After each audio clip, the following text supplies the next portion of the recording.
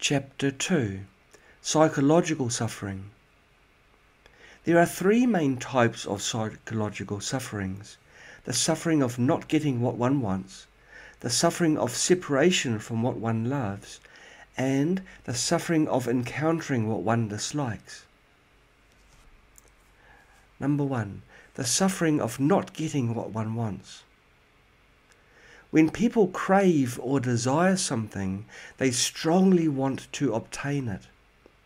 However, before obtaining it, they must restrain their craving and desire.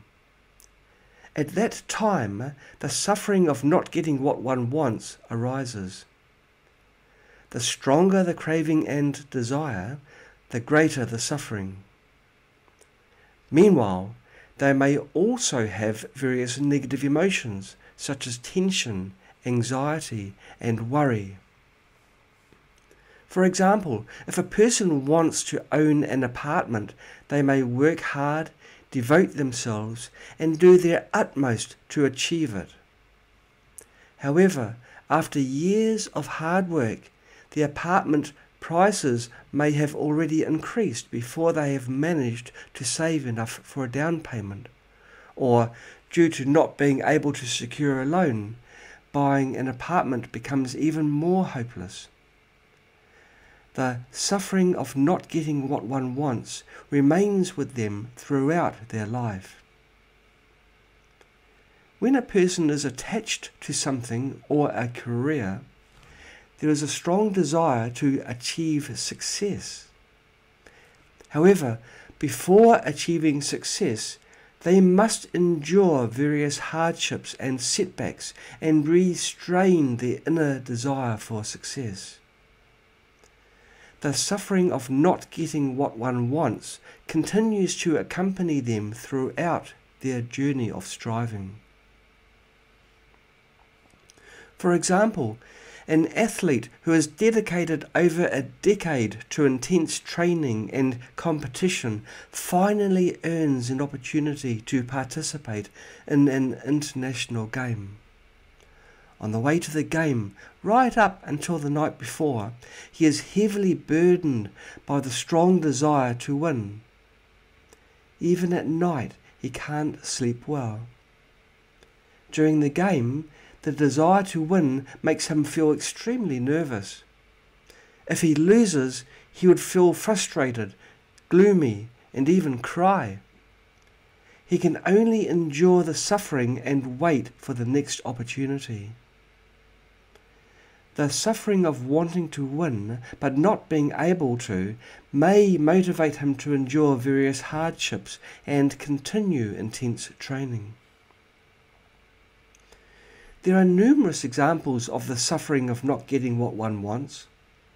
In this high-tech era, humanity experiences numerous sufferings of not getting what one wants. Those who have no apartment want one. Those who own an apartment desire a mansion. And those who own a mansion want more mansions. Those who have no car want one. Those who own a car desire a luxury car, and those who own a luxury car want more luxury cars. Some even want to buy an aeroplane. The world's richest person, Elon Musk, is even preparing to immigrate to Mars.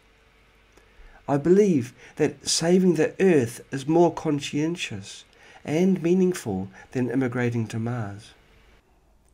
If we take good care of our planet, it can be used for millions of years. Isn't that better? In terms of clothing, food, housing, and transportation, the more needs humans have, the more suffering of not getting what one wants they experience. The stronger their desire for those needs, the stronger the suffering of not getting what one wants.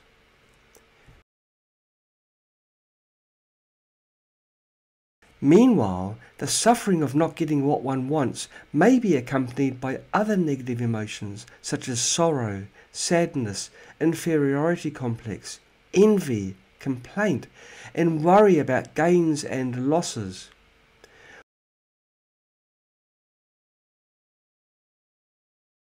When one's needs are met, the suffering of not getting what one wants is alleviated or eliminated, and negative emotions are also relieved and gradually fade away, leading to a sense of happiness. Number 2, the suffering of separation from what one loves. The suffering of separation from what one loves refers to the immense suffering that arises when loved ones are separated or are unable to be together due to some reason. It may be accompanied by various negative emotions such as longing, tension, anxiety, and sorrow. In earthly life, when men and women engage in romantic relationships, they develop strong emotional attachment to each other. If they are separated due to some objective reason, they will experience intense distress and attachment, enduring immense torment. The stronger the emotional attachment, the greater the suffering of separation. Emotional attachment brings great suffering. If one partner in a romantic relationship dies, the surviving partner may be devastated. Some may even pass away in a depressed state. If one partner in a relationship falls in love with someone else, the other may be overwhelmed with strong anger or a desire for revenge. Some may even commit suicide or murder their partner. The incidence of homicides caused by romantic conflicts ranks second among all homicides. Besides, the emotional attachment between parents and children, as well as among siblings, can also give rise to the suffering of separation from what one loves, resulting in various tragedies in life. By the same token, if a loved item is lost or damaged, it can also give rise to the suffering of separation from what one loves, as well as strong anger towards the one who damaged it. If the loss is due to one's own carelessness, then strong regret and distress will also arise. This is also the suffering of separation from what one loves. When a beloved person or item is regained, the suffering of separation from what one loves is alleviated or eliminated, and negative emotions are also relieved and gradually disappear, leading to a sense of happiness. Number 3, the suffering of encountering what one dislikes. When a person encounters an adversary or enemy, resentment, disgust, or aversion may arise. Meanwhile, they may also have various negative emotions such as tension, fear, anxiety, and sorrow. As a result, they will be constantly anxious and on guard in fear of being hurt, attacked, plotted against, or even killed by the enemy. Even in mildly hostile situations, if they have to be around someone they dislike, they will be in a bad mood.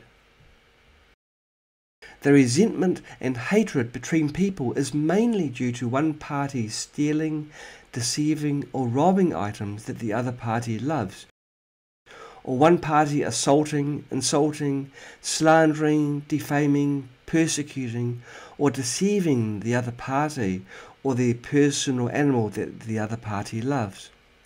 Therefore, the suffering of encountering what one dislikes is also indirectly caused by craving and desire.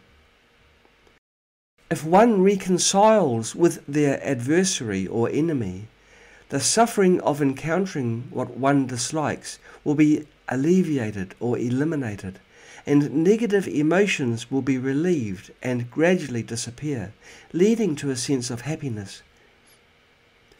The feeling that emerges from the relief or the elimination of psychological suffering is relaxation, joy, or happiness in the mind.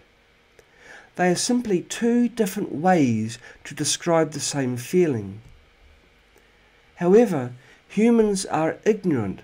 They only want the feeling that arises from the relief or the elimination of psychological suffering, but not the suffering itself. Psychological suffering is lasting, while the feeling that arises from the relief or the elimination of psychological suffering is fleeting.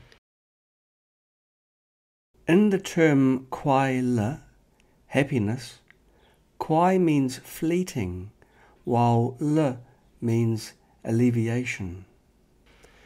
From the analysis above, we can see that attachment and desire inevitably lead to the three types of mental sufferings and various negative emotions.